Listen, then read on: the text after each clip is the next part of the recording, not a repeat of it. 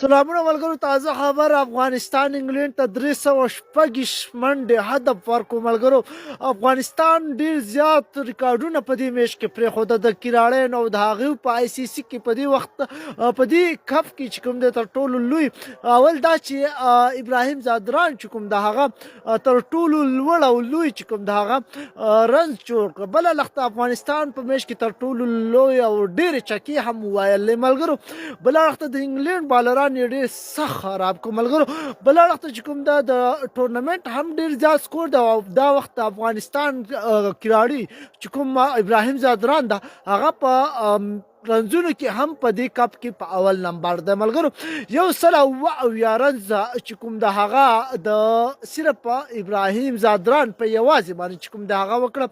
لومړی څخه داسې لګېدله چې افغانستان ټیم چې کوم د هغه یو نیم سال پورې رنز وکړي، ځکه چې په 10 رن باندې 3 وکټې تللې وي. خو د ابراهیم زادران او ورسره حشمت الله یو لوی پارتنرشپ چې کوم د افغانستان د دغه پریشر څخه وباسلو او یو لوړ ټارګټ چې انګلند ټیم ته ورکړلو. ملګرو، څه فکر کوئ چې دا میچ به افغانستان وګټي او که نه؟ حتما په کمنټس کې ووایئ.